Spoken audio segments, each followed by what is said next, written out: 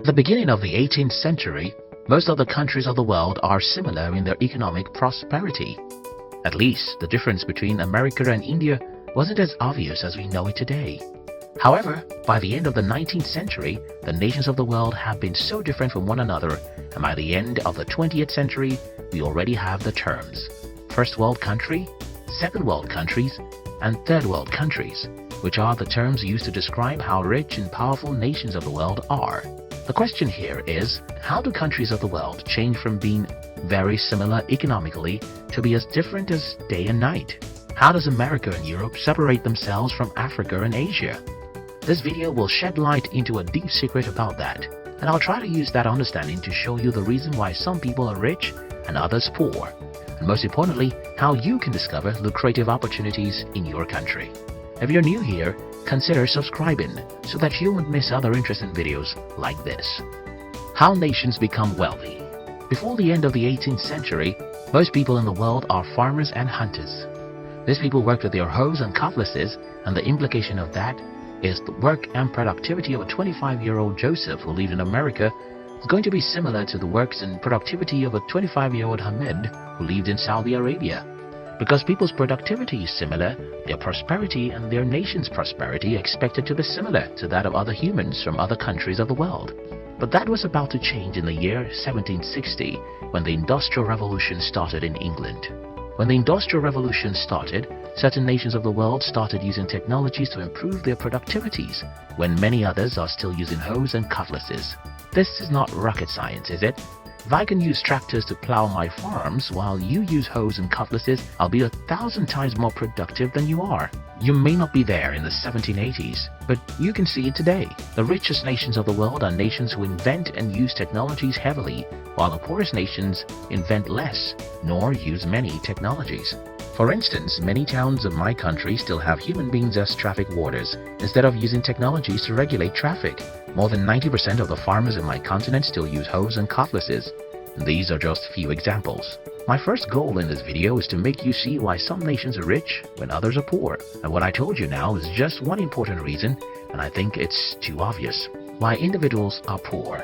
I did my best in the previous section to prove to you one major reason why some nations of the world are poor when others are rich. In this section, I'll try to surprise you by saying, well, the reason why nations are poor is the reason why people are poor, regardless of where they live.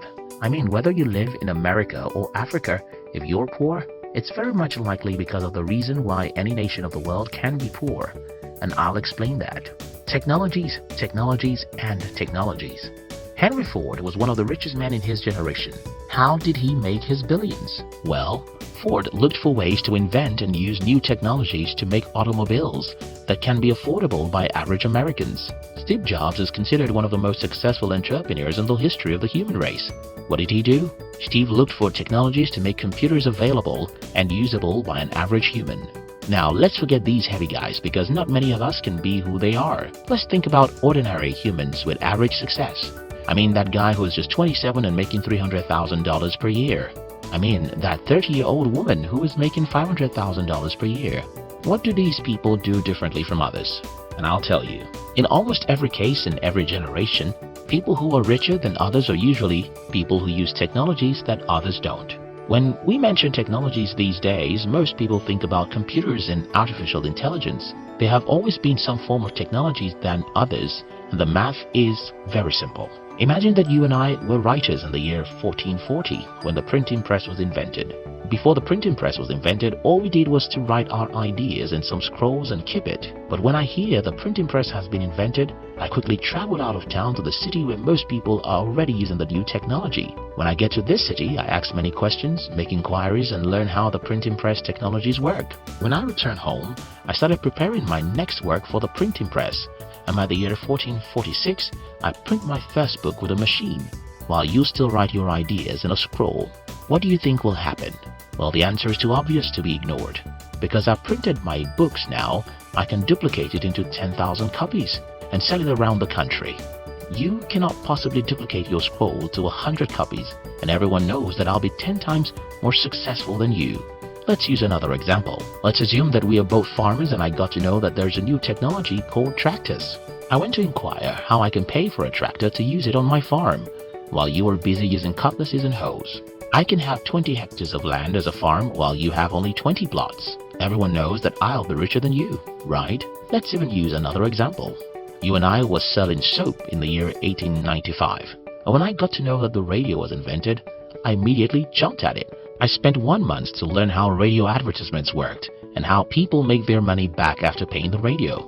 Then I tested for another month, lost some money but learned some valuable lessons. And by the 5th month, I already started running some successful radio advertisements while you still sell your soap from home to home. Who among us will be more successful? I think the math is very simple, but nobody seems to understand it. If I use a tractor to farm while you use cutlasses, I'll be 1,000 times more productive than you, and I'll be 1,000 times richer than you. If I understand and use technologies to promote myself or my business, while you don't use the same technologies, I'll be 100 times more productive and richer than you. It's that simple. So how do you discover lucrative opportunities in your country? Well, my answer is simple. Use technology to do what everyone is doing. If they use technologies after you use them, learn to understand those technologies more than every one of them. I'll explain this with some example. I'm a writer, and that is not a big deal. Thousands of people in my country are writers. The only difference is that I'm a rich writer, while many of them are poor writers. This is how it got started. I wrote my first book in the year 2013, and what I did was very simple. I published it as a PDF for free. Just use the technology. I started selling this book on my blog, even though I didn't spend $1 for publishers. At some point, I started giving this book away, while I created a back-end course which is even more profitable. The last time I checked, that book has been downloaded more than 300,000 times, even though I didn't spend $1 to publish it. Compare this with what most writers in my country do. They write and beg publishers, and when they publish their book, they try to sell it in the bookstores. The problem about this is that books are no longer bought in the bookstores because people who visit bookstores often go there with certain titles in mind, and only very few of them will even see your book. Talk less about buying it, except you're Robert Kiyosaki or you write the biography of Elon Musk. Now, compare me with an average writer in my country and tell me what you see. Yes, you see a man who has made $10,000s of dollars with his writings and a man who is broke, and the only difference is in the technology. Another personal example is that of my Agric Technologies company. As the name sounds, we use technologies to sell agric-related services and products. And I have this to tell you. Hundreds of people are in the same business as we are, but not many of them understand and use technologies as much as we do. And you can guess the result. Do you want to discover lucrative business opportunities in your country? Maybe you don't need any new opportunity. Maybe all you need to do is to understand and use technologies more than everyone. If you sell shoes with technologies like the internet, phones, blogs, and so on, you'll be more successful than anyone who sells theirs the old ways. If your competitors use technologies, then learn how to understand those technologies more than they do. Take for instance, you and I may be selling the same service, and we may both be using Facebook ads to promote our services. But if I get $1 per click on a Facebook ad and you get $3 per click, it simply means that assuming our conversation is the same, I can make $300,000 before you make $100,000. And if I can make 3 times of the money you make, I can invest in smarter people and more technologies. And if I invest in employing smarter people and technologies, then I can make 10 times of what you're making. And if I can make 10 times of what you're making and I can invest in 8 more technologies and people you can never afford, it's a matter of time. I can destroy you and send you back to your village. I honestly think that the concept I teach in this video is extremely simple. However, if you need us to talk more on this, we can make another video on the subject. Thank you very much for watching our videos. We'd like to give you another interesting video for you to enjoy next. But before then, our team will be very happy if you can like this video and share it with your friends on social media. If you're new here, don't forget to subscribe so you won't miss other interesting videos like this. Look at your screen now to see 2 other videos we handpicked for you to enjoy next. We love you.